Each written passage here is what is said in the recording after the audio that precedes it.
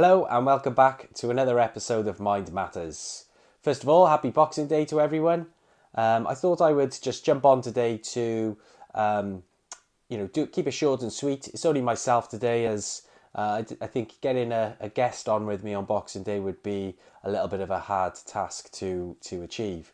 So today's episode, I'm going to be talking about managing your expectations over the Christmas period. What do I mean by that? Well, I'm sure, like most people, over the Christmas period, we're going to indulge in more than more shit food than usual, a hell of a lot more alcohol, and inevitably we'll probably move a hell of a lot less. So, with that in mind, with those three things that we're going to do more of over the Christmas period, today I'm going to talk about sort of managing those expectations so that we're not living like that every single day in the time period that we're off until the new year, because I tend to find people then go back into the new year, depressed, very down and low in their mood. So again, it's about managing those expectations and ensuring that you're not basically self-sabotaging, all the way through the Christmas holidays. So let's get started. And so first of all, what I would say is over the Christmas period is to take time to, if you have, say, a big drink on Christmas Eve, or if you're planning on having a drink tonight, Boxing Day, for example, that you make plans that you're going to have maybe 2 days after Boxing Day to recover. Where on those days, then you're going to eat or live like you would have normally lived if you were in your everyday normal routine. It's about sort of ensuring that you're still going out for a walk or going for a run, eating the types of food that you would perhaps eat if you wasn't on your holidays. That way you're just giving your body a chance to stay normal, because, I don't know about you guys, but whenever I have, a couple of days of eating lots of crackers and breads, basically loads of carbohydrates, it makes me feel pretty shit. Adding on top of that as well, lots of alcohol, it really can lower your mood. So my advice would be to basically just, manage your expectations and realize that, binging every single day is not going to benefit you going forward into the new year.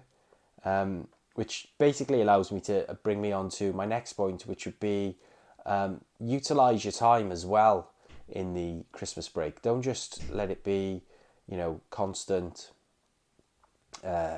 lounging about and just thinking you can just watch movies, which, not saying there's anything wrong with that, but I do think that if we just, allow ourselves to slouch and be lazy, it's kind of probably why I forced myself to come and do this podcast episode today, because I was just laying on the sofa and I thought to myself, what am I actually achieving? Sat here, I had the TV on, was scrolling through my phone, and I thought, I'm achieving absolutely nothing. So that would be the other thing, would be to,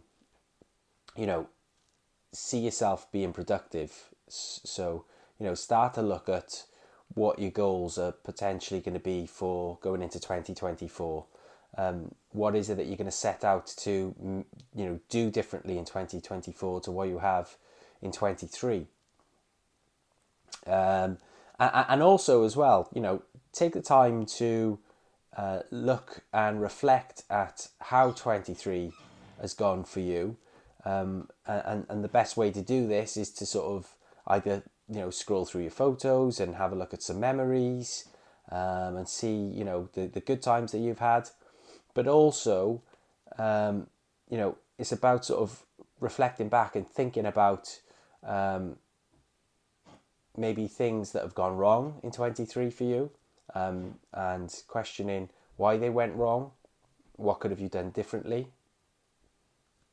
How you could have maybe handled the situations differently, or what have you learned from those situations? As in, should that type of scenario ever occur again, that it would absolutely be a non-negotiable that you wouldn't allow those events to unfold again. And it's really important by reflecting on your year that you've just had, on your successes and your failures, that you then learn going forward into the new year, how to put those successes into practice again, and build on those successes to make them even better next time. But also, again, by learning from any mistakes or the learnings that you've made, that you're able to ensure that those mistakes are not made again.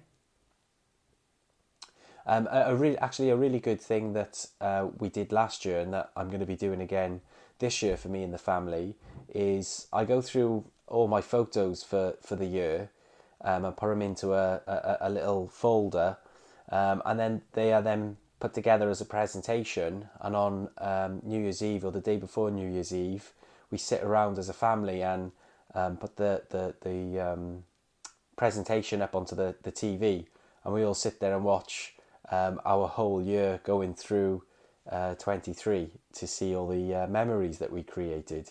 So that, again, that's a really good way to reflect and have gratitude, really, for the things that you've been able to do as a person or as a family. I think it's really important to have gratitude in your life for the things that you are able to have and do. I think there's far too many people that we are trying to chase success, or to get better things within our lives. And each time we get those successes or those better things in our lives, it doesn't really make us any happier. And then the reason for that is probably because we're chasing this never-ending pot of gold at the end of a rainbow. And each time you sort of hit those milestones, that pot of gold seems to go further and further away. Whereas by actually looking back and seeing your achievements, it allows you then to appreciate your journey that you've taken so far. So I would definitely say, for New Year's Eve, or a day before New Year's Eve, to put together a slideshow of all the events that have taken place in your life for 2023, and just pop them up on a screen, even if it's on your own. If you don't have a family, pop them up on a screen, and just sit there and watch the whole slideshow unfold, and really allow yourself to be grateful for what it is that you have achieved for the year. Because I don't care who you are, all of us will have had some sort of experiences or events that have happened throughout the year. You've just got to go through your photo album to find them. So, from reminiscing and reflecting then onto setting goals for the new year, how do you plan on doing that? What plans are you making to set yourself some goals for the new year? Because it's so common for people to say on New Year's Eve, oh yeah, I've got a New Year's resolution and I'm going to quit smoking, or I got a New Year's resolution and I'm going to join a gym and get fit and healthy. But the issue is that people set these intentions for themselves. They verbally tell themselves and others that this is what they're going to do in the new year. But the harsh reality is the new year comes, and actually 3 or 4 weeks later, sometimes not even that long, people fail. So why is it that people fail on the goals or the New Year's resolutions that they make for themselves? It's basically because by just verbally saying that's what you're going to do, there's no guidelines or set goals, stepping stones onto how you're going to achieve that goal. So, by just saying I'm going to go to the gym and work out, you might go once, twice, 3 times and think, yeah, I've gone to the gym, I've worked out, I've hit my goal, I've done what I've set out to do. Your unconscious mind will believe that, so you kind of between your unconscious mind and your conscious mind. You go back and forth, and you think, oh well, I've gone to the gym. By setting yourself targets and markers, like I'm going to go to the gym 3 times a week come January for the rest of the whole year. That way, you're setting yourself those markers, those guidelines to make sure that that is how you're going to achieve your goal. Another way is by writing your goal down. So, just by verbally saying your intentions. A good one I like to use, or that is good to remember, is that your conscious mind is the goal setter, whereas your unconscious mind is the goal getter. So if let's break that down for a moment and understand how that works. So consciously you'll think of a goal, and especially this is why it's really important to write down your goal. But then unconsciously, your unconscious mind, once you've written that goal down and you've set it into your conscious mind and through into your unconscious mind, will then go to work for you to make that goal happen. So, like I say, by writing it down, it allows your unconscious mind to then start to go and get that goal for you. But it's not just about writing down the goal, it's about writing it in the positives, making sure that the goal is only for you, making sure that you write it as if the goal has already happened, because again, if you can believe that you've already achieved that goal by writing it in the future, it again makes it believable to your unconscious mind and to your conscious mind that you absolutely can achieve that goal.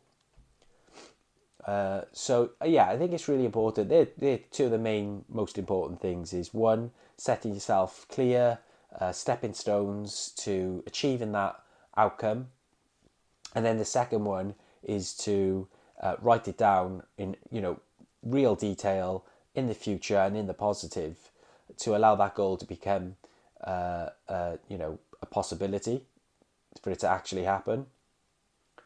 So spend a bit of time between now and New Year's Day. I mean, even if you don't want to call it a New Year's resolution, because more often than not, when someone calls it a New Year's resolution, it doesn't tend to come to fruition. So maybe just call it a New Year's goal. Yeah, take the time, sit down with a pen and paper. With this time that you've got now, with the Christmas break, utilize it. Don't just sit there watching movies and I'll say don't watch movies, but what I'm saying is don't sit there all day every day watching movies, gorging on food, drinking alcohol, and achieving sweet FA. Use certain times where you're sat thinking, I'm a little bit bored now on this Christmas break. What can I do? Take yourself off. Think about what it is you want to achieve in the future. I mean, if you don't want to achieve nothing, absolutely fine. You sit there and watch movies all day.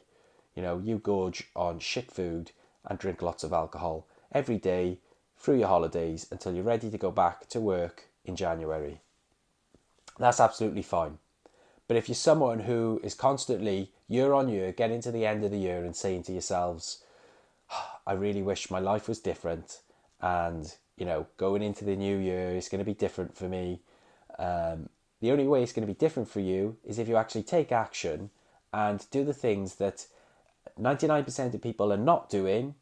Yeah, if you're that 1% of person who's doing 99% of things that 99% of people are not doing, you're more likely to be successful in what it is you're setting out to do. And like I said, you may be sitting there thinking, I'm not sitting doing my, writing out goals in my time off.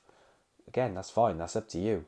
But those of you who will now, get your pen and paper out, start to get your ideas, your creative juices flowing as to what it is you're setting yourself to do for 2024, you're going to stand a lot more chances of success going into the new year. So anyway, like I said, this episode is a short and sweet one. Hopefully you guys will have watched this and have taken some sort of value from it, to give you that motivation that you perhaps need to go and start achieving what it is you're looking to achieve. I am available come the new year. My diary is going to be open, ready for new coaching clients. I've already got a couple of online coaching clients. So, if you're elsewhere within the country and, you're not able to come down to my office to be able to sit and have a face-to-face consultation with me, if you just DM me on Instagram or Facebook, and you wanted to have a consultation to find out how I can help you to achieving those goals and help you put those goals onto your timeline, then, like I say, get in touch, send me a DM, and I can have a chat with you on how I can help you. Like I said, I've already got a couple of online clients which I've had massive success with, and I'm really confident in my abilities that I'm able to help you make a difference and a change within your life. So you have to excuse my sniffling. Like I did say, I've jumped on and I am a little bit under the weather, but yeah. So if you want to get in touch, DM me. We'll sort out a free consultation on how I can help you. And yeah, if not, just get out that pen and paper and write yourself your goal for 2024. That's me done. Enjoy the rest of your holidays, and I'll see you all in the new year.